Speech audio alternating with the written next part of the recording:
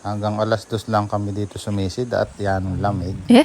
Ito nga pala ito sa pagpasok ng Barangay Pawin sa may Cavite, Laguna.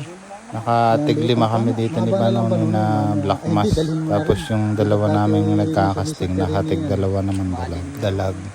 Madami ditong black mass kaso malabo talaga yung lawa. Pumapasok dun sa ilog na sobrang lamig talaga.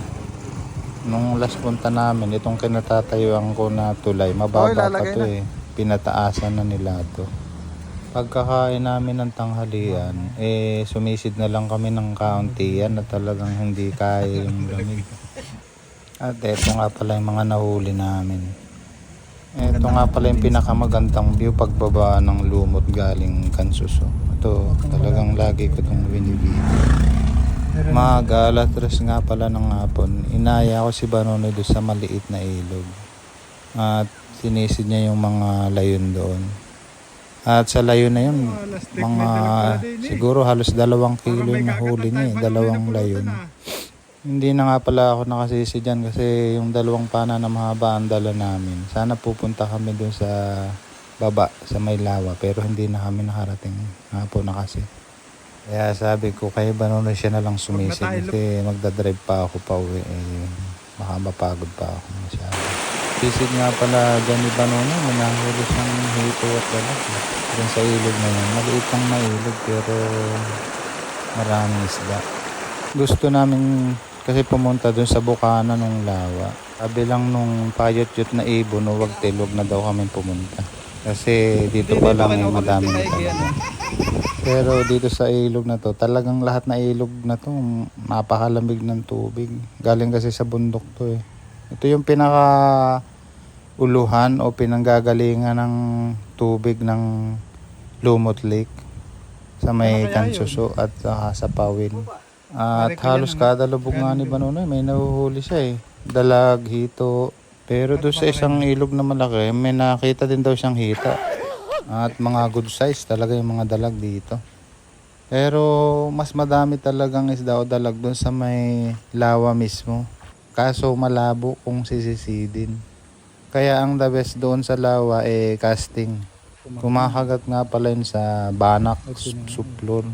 Yung ganito, natutunan ko lang kay Master Idol Palakaya TV. May mga arroyo din nga pala dito na tilapia sa ilog na maliit. At mahaba-haba pa nga yung ilog kaso yung time na to mag-alas 4. Kaya tumigil na kami sa panimisid dito sa may dam na maliit. Ganda nga pala yung dam. Kaso nahihiya kami sumisid baka may magandang bahay kasi sa tapat. Iniisip namin baka private to. Kaya hindi na kami sumisid dito. At nag-video na nga lang pala ako dito. Kaya meron tayong 40 days video. Yan ang ganda dito. Lagas-gas. At bumalik na ulit pati camera. Dito nga pala kami dumadaan pa uwi. Itong lugar na ito dati makitid lang yung daanan dito eh. Nung naglalagi pala ako dito. Ngayon mas malawak na. Ang tawag nila dito sa lugar na to yung tulay na umaagos yung tubig sa ibabaw. Ang tawag nila dito overflow. At nung nakatira kami dito sa lugar na to, minsan dito kami naliligo. Nung college days ko kasi kapag summer, andito ako, nagtatrabaho kami sa lugar na to sa Cavite. Kaya memorable sa akin ang lugar na ito.